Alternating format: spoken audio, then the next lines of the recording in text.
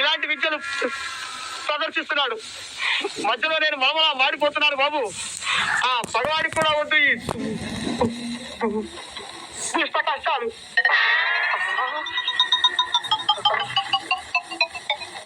తమరు పొలం వెళ్ళారని నేను పొలం వెళ్ళాననే నమ్మకంతో అర్థమైన వాళ్ళకి నా మీద సాడీలు చెప్తావా?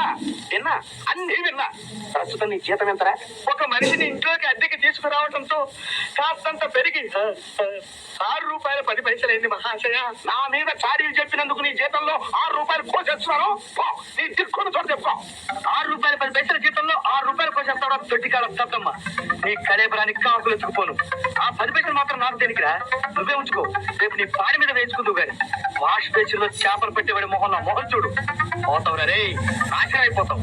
ఏమిటి ఫోన్ చేస్తున్నారా? నువ్వు వచ్చావు, ఫోన్ చేసే వచ్చావు కదా. నేను ఫోన్ చేసే వచ్చానండి, మీరేం కంగారు పడకండి. మీ అబ్బాయి భోజనం అయ్యాక పాఠం మొదలెడతాను. లక్ష్మీపతి గారు, అయ్యా అన్నం వస్తుంది, తొందర పడకండి. ఆ విషయం నేను చూసుకుంటానండి. మీ ఇల్లు మీ మర్యాదలు చూశాక నాకు ఇప్పుడే అనిపించింది, మీ అమ్మాయిని మా అబ్బాయికి ఇచ్చి చేస్తే స్నేహం చుట్టరికంగా మారుతుంది కదా అని. మీ అబ్బాయికి మా అమ్మాయిది, మా ప్రభు ఆ మాట మీద నిలబడండి. మనసకాయంత అన్నం పట్ల బావగారికి ఆకలి మీద ఉన్నారు పాపం. బావగారు అని అప్పుడే బంధుతో కలిపేకండి లక్ష్మీపతి గారు. వాళ్ళ అబ్బాయిని ఒకసారి వచ్చి మీ అమ్మాయిని చూసుకోమనండి. మీరు పెళ్లి కొడుకుని చూసినట్టు అవుతుంది. మా అబ్బాయి వాళ్ళ అమ్మ పోలిక, ఎవరో చూడక్కర్లేదు. ఈ రోజుల్లో అంత గుడ్డిగా ఎలా నమ్మేయగలండి? కుర్రాడు అందగానే కావచ్చు, ఆరోగ్యవంతుడు కూడా అయి ఉండాలిగా. ఏమో, ఏం చెప్పగలం? అతనికి బొల్లే ఉందో క్షయే ఉందో. మా వాడు పరిపూర్ణ ఆరోగ్యవంతుడు, ఆ గ్యారంటీ నాది. ఆన్ఫాన్స్తో కాదు, అబ్బాయి అమ్మాయిని చూసినట్టు ఉంటుంది. రేపు ఎల్లుండో రమ్మనండి. రమ్మనండి, చూద్దాం. రేపు ఎల్లుండో అయితే రాలేడు. రాలేడా? అయితే ఇదేదో అనుమానించాల్సిన విషయమే. మరీ అలా కళ్ళెర్ర చేయకండి సత్యం గారు. మన పందెంలో గెలుపు నాది, నాది. శ్రీ హనుమాను గురుదేవులు పలికిన సీత. ఏమిటి విశ్రాంతి తీసుకుంటారా? మా అభాపేశం వాళ్ళకి నచ్చని విషయమే ఈ విశ్రాంతి, తెలుసా అండి? చీకటి పడింది తెలుసయ్యా, విశ్రాంతి తీసుకోక ఏం చేయమంటావు ఇప్పుడు? మనసు ఉండాలే గాని మార్గాలు అనేకం. అలాగా. తీరిక వేళల్లో డబ్బు సంపాదించడం ఎలా అనే అంశం మీద ఈ మధ్యనే చిత్తు కాగితాల మీద ఒక పుస్తకం రాశాను. మీరు కావాలంటే అందులోంచి ఒక పాయింట్ విసురుతా. విసురు, అందుకుంటా. ఉదాహరణకి, ఒంటి నిండా ఆముదం పూసుకుని దొంగతనాలు అవి చేసుకోవచ్చు. మారు వేషాలు వేసుకుని చీకట్లో వీధులెమ్మట అడుగు తినొచ్చు.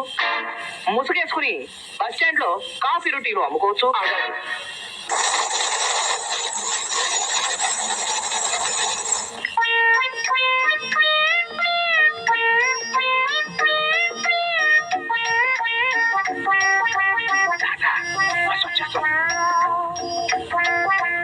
చివరికి ఆ చేత బస్ స్టాండ్ లో టీ రమ్మిస్తావరా అంటారదవా.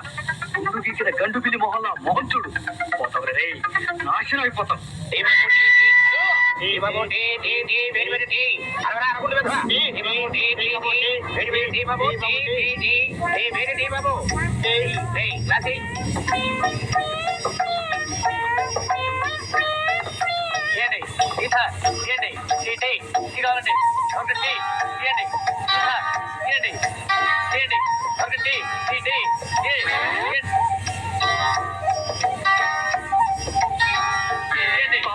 బాబు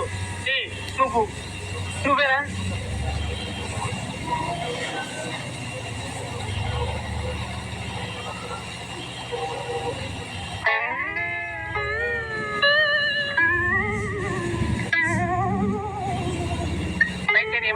हमें जाना है। दिया दिया, चलो चलो। चाय पीबो जी, अच्छा चाय पीबो जी, चाय पीबो जी, अच्छा चाय पीबो जी, चाय पीबो जी, अच्छा चाय पीबो जी, चाय पीबो जी, अच्छा चाय पीबो जी।